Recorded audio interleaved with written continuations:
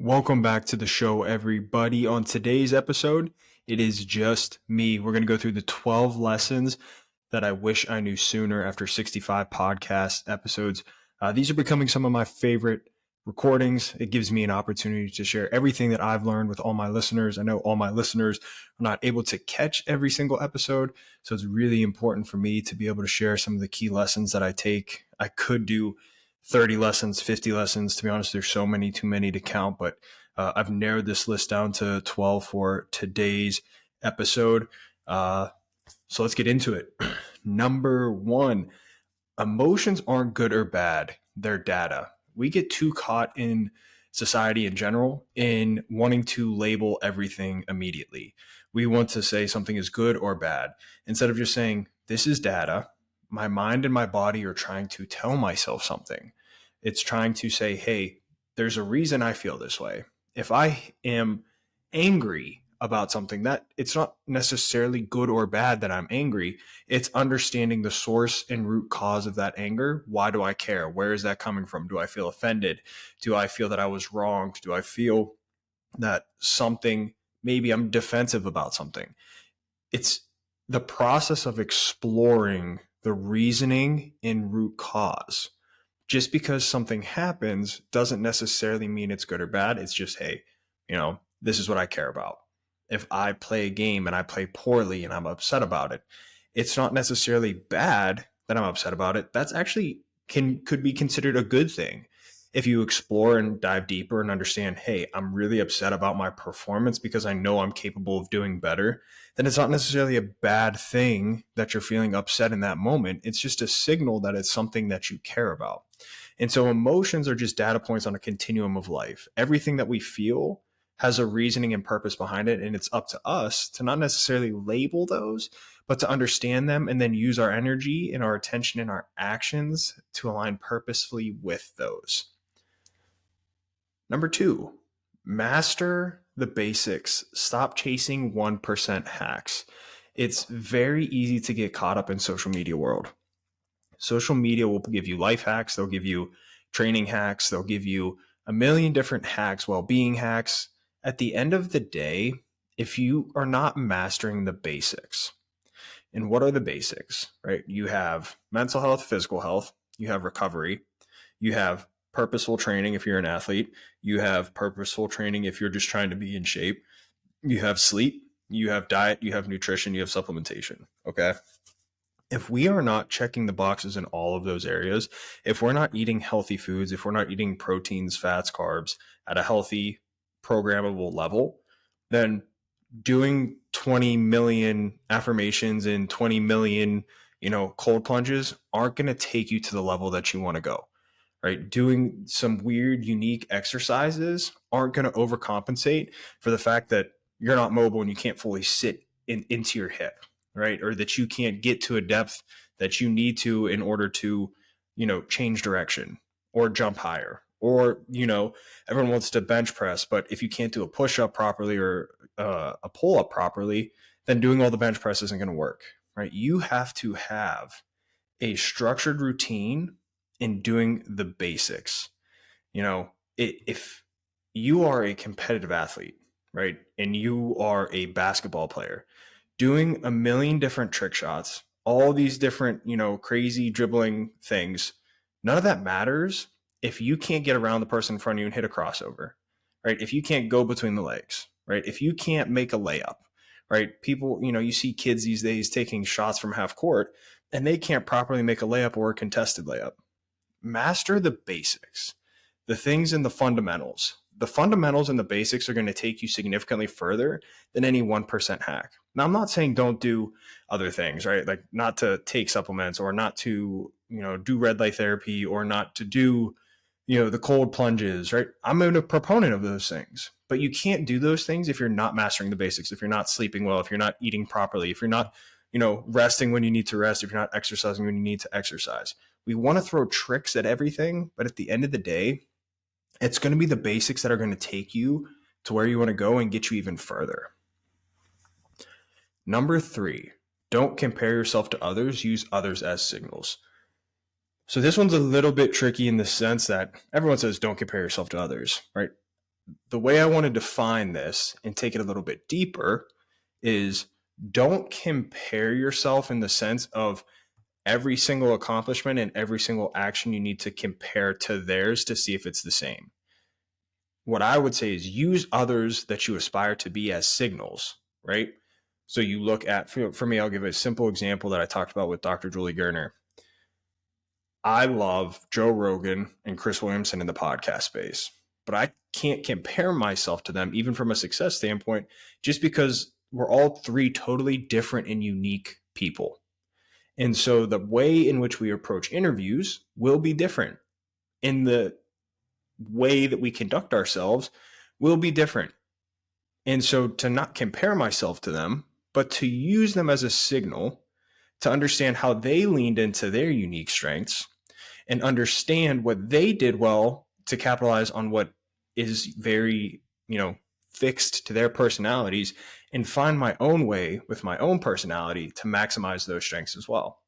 And you can always learn from others, use others to learn from, pick up the success that they have, the work ethic that they have, the habits, use their routines if those routines apply to you.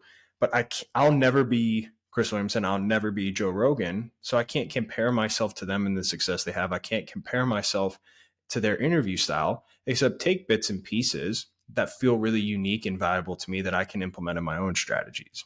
So it's this dichotomy between using people as signals, but not comparison points. If we use people as comparison points or other things as comparison points, then we're going to constantly drag ourselves down and beat ourselves up when we can't do something that's unique to someone else. We have to find what we're uniquely skilled at, and we have to be aware of that. And to build self-awareness, you have to be able to reflect. You have to be able to ask yourself tough questions, and you have to be able to answer them honestly. Not everything is going to be easy. It's not going to be easy to ask yourself questions, but it starts with asking yourself basic questions, right? Why am I interested in this? What do I learn more about? What unique skills do I have? What can I notice when I'm coaching myself that I think, oh, that really intrigued me or brought me in deeper to the conversation versus I could do without that question, or, hey, maybe that's a good place to insert a new question or a follow-up, or that's a good place to interrupt a guest into, dive into a specific point. And so just understanding, analyzing those skills, asking those questions for whatever it is, whether it's podcasting or your sport or, profession, whatever it is, learning to analyze what you're good at, what you need to get better at, always be looking for that feedback, but not specifically comparing to individual people. 4, stress requires action, not avoidance. Develop routines to channel energy, right? So when we feel stress, again, going back to point number 1, stress is not necessarily bad. And the number one way to deal with stress is to take action. Stress is there. It's our body's signal that we care about something and that we want to do something.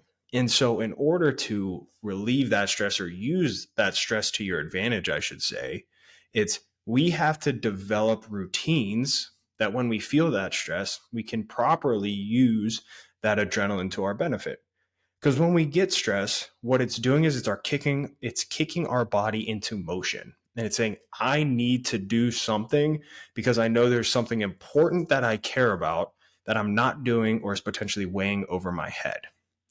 And so when we get that signal of stress, instead of, again, labeling it as bad or trying to avoid it and not think about it, we need to read into it. We need to ask questions. We need to understand our relationship with that stress, and we need to be able to channel that energy from that stress into the thing that we're stressing about in a healthy manner that's going to, again, get us closer to what we want.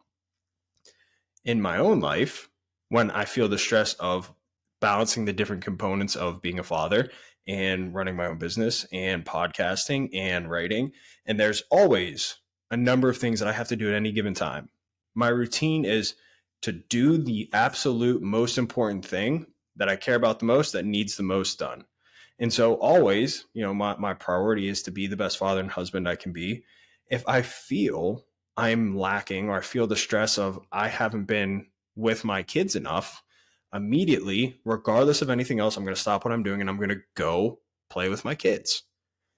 And on the flip side, If I feel I'm not paying attention to my business enough, I don't feel that I'm writing enough, the immediate thing I'm going to do is drop everything and I'm going to go start writing. Or I'm going to go start DMing future guests, or I'm going to start, scripting questions for an oncoming guest, right? Whatever I'm feeling the most stress about on a particular topic, I'm going to immediately start doing work and action in that space. And sometimes that stress comes when I'm interviewing a big guest and I'm like, oh man, I have to nail this or else I'm going to be wasting my guest time. And so immediately I start researching the guest. I start putting together questions that I'm really intrigued about and interested about with the guest. And then I can use, again, it goes back to using that stress to drive my action and to feel more satisfied and fulfilled in the work that I'm doing. 5, resilience is built through micro practices, not big swings. Again, going back to similar mastering the basics, stop chasing 1% hacks. I think everybody overestimates what they can do in a day and underestimates what they can do in a year. We think that if we take big swings on one day, we're going to be able to accomplish and overcome anything. But at the end of the day, it's the minor things that we're doing on a daily basis that's going to build that resilience. And so again, comes back to the fundamentals. What am I doing every day that I can always fall back on, that I can know no matter what, when this day ends, I've built some form of resilience, right? Whether it's, having those daily routines of writing every day, those daily routines of doing breath work every day, those daily routines of doing the work every single day, the daily routines of hitting the gym and exercising every single day. When I do the small things every day, or more often than not, when I'm eating right, I'm eating healthy, I'm stretching, I'm doing my mobility, I'm hitting the gym hard, I'm watching film if I'm an athlete, those things are going to compound, right? And so then when obstacles and adversity inevitably hits, it's not thinking, oh, adversity's here, I have to do all these things today for the first time and I'm going to swing as hard as I can and hit a home run. No, that's typically when you swing and miss and strike out. When you've avoided all the things necessary to be resilient for an extended period of time and just taking big swings here or there, eating really healthy for 2 days straight and then not for another 5, as opposed to eating healthy more often than not every single day and compounding that over time. And we think resilience is this magical, mystical thing. In all reality, you build resilience through daily action and reflection on that daily action. 6, relationships outlast individual achievements. I had a really strong conversation about the hedonic treadmill and how oftentimes I can fall into that trap of never feeling satisfied. I reach an achievement and I have to do something else, and constantly moving that goalpost of what success looks like that drives my perceived self-worth. But the reality is our relationships are always going to outdrive our achievements. Somebody's always going to achieve more. Somebody's always going to be better. Someone's always going to come after you and overcome the things that you did. It's just a fact and reality of life. However, relationships are always going to be there. When you're 70 and 80, nobody's going to give a crap about what you did or what you achieved. The reality is the only people that really matter are going to be the people at your deathbed. They're going to be the people at your bedside when you can't take care of yourself. They're going to be the people that you spend your Saturday evenings with, your Saturday mornings with, your Sunday mornings with. Those are the things that matter. And those are the people that make you, and those are the things really that make you feel alive. It's not going to be the winning the championship. It's not going to be the individual accolades. It's not going to be the money that you make. Those things are cool and you should celebrate those things. Absolutely. They are part of the equation. But the number one thing that's going to lead you to lasting fulfillment, joy, happiness is having people that you love and can connect with around you. Because if you don't have those things, you're always going to have a void. You're always going to have a hole in your life. If you can't find people and friends that are deathbed friends, your achievements are going to mean nothing. Number 7, failure is feedback, not identity. And this is something I really struggled with. I probably still struggle with it to a little bit to this day, but failure is not your identity. You are not your outcomes. Your identity is comprised of the actions that you take daily. If I decide that I want to be something or be someone, I have to put together a game plan of actions and reflection and communication to further bake that identity into myself. And so I've talked about this in the past, but if I want to be someone who is kind and empathetic, I have to define what those mean. I have to put together a game plan to live those things out. How can I be kind every day? How can I be empathetic every day based off of my definition? How can I deepen my relationship with those things? How can I go at a deeper level of being kind and empathetic? How can I go out of my way other than waiting for opportunities to present itself in order to prove to myself that I am this? And so that way, inevitably, in any domain of life, when I fail at something, I will always have that piece of my identity to fall back on. And so when I fail, right, if it's something I deeply care about and I fail at it and I lose, whether it's a game or a competition or a business sale, whatever it is, I lose it. It's okay, one, to care about it. It's feedback in the sense of, hey, maybe I'm not doing something correctly. Maybe I'm in the wrong space, meeting with the wrong people, putting my time and effort into the wrong buckets. So it's feedback in that sense where it gives me the ability to self-reflect, reevaluate. But I also know inherently I'm going to be able to move forward because I'm all these other things. And I've proven it to myself over and over again. I've built a foundation. I've built a home of an identity. And so when one room burns down, it's not the whole house burning down. And so, yes, it sucks. Yes, it hurts. Yes, I want to rebuild that part of my house, but I don't have to rebuild the entire home. So I have, again, that foundation. I have my core, values and characteristics as the foundation. I have the rooms of being a father, being a husband, being a business owner. I have all these different rooms and components that make up my value and who I am. It's not just a singular thing. It's not a singular outcome. It's the things I'm doing daily and the things I'm giving energy and attention to daily that make up who I am. 8, authenticity attracts opportunity. If we are constantly pretending to be someone else to fit in, it becomes extremely hard to get opportunities that we love and that we genuinely want. If I am pretending to be someone I'm not, I'm going to attract things that are not a core part of who I am. They're going to be somebody else's. And so if I want opportunities and things that I care about, I have to be authentic to who I am and what I want. And so a good thing for me is I am a devout Catholic. I go to church weekly. I live my days every single day in prayer and in, Jesus's name. So if I were to go out there and pretend to not be Catholic and not live my life according to that way and chase things that aren't aligned with my faith, the types of rewards and opportunities I would be getting would not make me feel fulfilled. They'd make me feel the opposite. And so we have to live our life authentically according to who we are and who we want to be in order to attract opportunities in those lanes. Because then when I can become that authentic version of myself, I will begin to be narrow focused and only see things aligned with the things that I want to achieve and the person that I want to become. And so if I want to be a really good podcaster, I have to be authentic on my show. I have to be willing to listen to other opinions. I have to be willing to unpack and understand conversations. But I can't run from the core value and belief of who I am, because then I'll never get the opportunities that I want. I'll never have the type of guests that I want to have on. I'll never be able to learn the things that I want to learn because I'm trying to be something for someone else instead of exploring my own curiosities, my own passions. That's the type of people I try and bring on, are people I'm uniquely interested in, not for someone else. Although I love when my guests, recommend or my listeners recommend guests for me to bring on. At the end of the day, I'm only going to have people on that I'm interested in having on, because then that's going to take me to more of those people I want to have conversations with.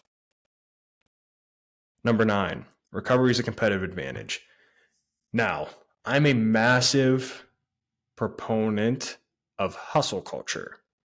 However, I'm putting a comma in there, but I'm only a proponent in this sense because I believe we define hustle culture wrong. Okay. Most of us, in generalizing here, probably don't work as hard as we think we do. We probably have another gear that we can hit on a consistent basis. However, part of hustling is mastering your recovery. You can't beat your body and mind into the ground. You have to recover. You have to rest. You have to sleep. If you can be really effective and efficient in recovery and sleep, you are going to outpace all of your competition because you are recovering quicker, which means you have more energy to give, which means you can be stronger and faster in the weight room and on the field and on the court. And then you can continue to compound those effects because when you recover hard and you rest hard, then you have more energy to give when it's time to train hard. And then when you train hard and you have more energy to train hard, you're just going to keep increasing your capabilities and your capacity. And so, what people talk, the problem with the hustle culture conversation is we don't emphasize how important it is to recover, to sleep in the hustle part, because you can only hustle more if you have the energy to do more. And I understand this is a very tug and pull conversation because I do think most people underestimate their capacity to work hard and they maybe put a little bit too much time in what, rest and recovery. I would also challenge those people what their rest and recovery activities are. I don't think doom scrolling on Twitter or Instagram or TikTok are healthy forms of rest or recovery. That being said, I am a big proponent of hustle culture as long as we include rest and recovery as part of the definition of hustle culture. And so if you are pushing hard and you are maxing out and you feel yourself continuously burned out and not having energy, that is a signal that you need to rest a little bit more or rest more effectively and put time into sleep hygiene and building those routines to go to bed and to fall asleep into a deep sleep, getting your REM sleep, getting your, appropriate light sleep. But there's a give and take. There is a give and take. Your body's going to tell you, and you have to listen and be self-aware and ask yourself tough questions. You have to use your resources. You have to connect with trainers. You have to connect with diet nutritionists. You have to connect with recovery experts. You have to use the holistic plan to understand what you need and when. But at the end of the day, if you're training hard, you need to recover hard, because if you recover hard, then you can train even harder. 10. Purpose and meaning transcend your sport. When you have purpose and meaning outside of just being an athlete, you are going to perform significantly better as an athlete. As contradictory as that sounds, when you put your entire value and self-worth into your sport, your body goes into threat detection mode. And then anything that is perceived threat against that identity, right? If you're an athlete, if you identify as an athlete, then anything that could potentially threaten that identity, your body's going to shut down and it's going to protect. Whereas if you have purpose and meaning outside of your sport, you can still care deeply about the outcomes of your sport, but you can come at it from a challenge mode, a challenge perspective. I can view this and throw the kitchen sink of my tools and skills and ability at that outcome or out at that competition that I want, because my body's allowed to think freely. It knows that this is not a threat to who I am as a person. It's a challenge and something I want to conquer. And so I can go into that conquer mode and I can bring all that competitive energy and use that to my advantage and bring it in competition, because I'm able to think clearly. My body and mind connection at that point is just in free flow. It's in that flow state, knowing I've prepared. I've reflected on my preparation. I've spoken about my preparation. I'm here for the moment. I'm ready for the moment. I'm ready to conquer this. I'm ready to get after this. As opposed to, oh, I'm so nervous. I don't want to lose. I'm afraid to lose. What does that mean if I fail, if the outcome doesn't go my way? We have to learn to talk to ourselves, not listen to ourselves. And you can only do that if you have purpose and meaning outside of your sport, outside of your company, outside of your business, outside of your family, whatever it is. You have to be multidimensional. And if you are singularly focused, you're never going to be able to compete freely and compete in that conquer attack mode. And that is such a competitive advantage to be able to go at things from challenge and conquer mode as opposed to threat mode. And that goes back to evolutionary psychology, which I've talked a lot about on this show with different guests.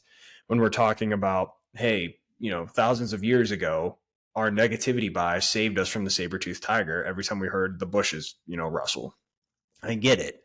But we have to take back that power because we are uniquely capable of handling emotions and thoughts and feelings in different capacities and understanding what they mean to us, unpacking them, asking the tough questions, so that, again, when that moment comes and there's pressure, I'm able to not treat it as a threat, but a challenge and opportunity to go out and conquer something that I really want to do. 11, leadership is language and action. Leadership, again, hijacked conversation. We think of like leadership and cultures as kumbaya, singing, everybody loves me, we're best friends, I'm a father figure. At the end of the day, leadership in organizations, leadership on teams comes down to the standards that you hold, the language that you use, and the actions that you put in.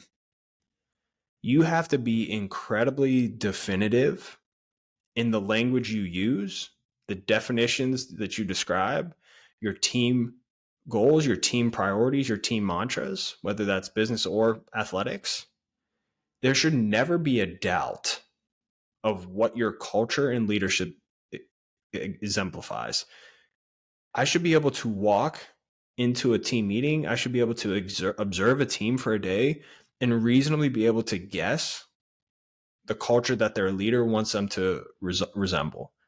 Tough teams, tough people that are mentally resilient don't have to constantly say and prove physically we're going to be tough.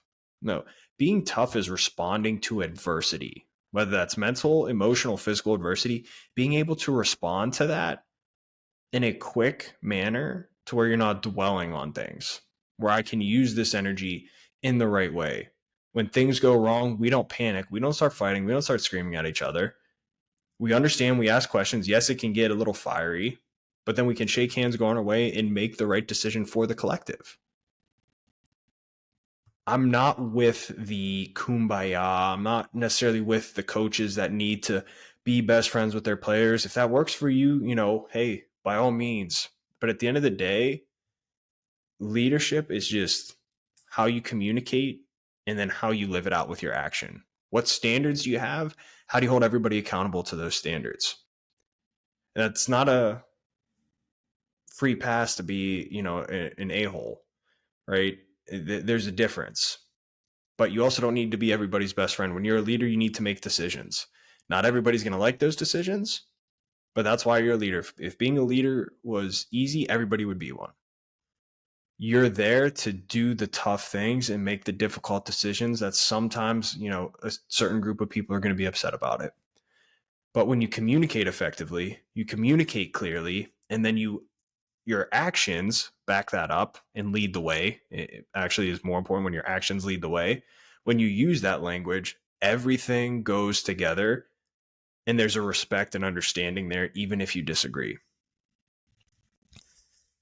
Lastly, environmental design shapes behavior. This is an important one because we think of our environment as just the people we hang out with. Your environment is the music you listen to, the TV you watch, the feed on your Twitter, on your Instagram, on your TikTok, on your social media, on your Snapchat, whatever it is, the movies you watch, the TV shows, everything in your environment that you are putting around, how much sunlight you get, how much time you're spending outside, how much time you're spending with loved ones.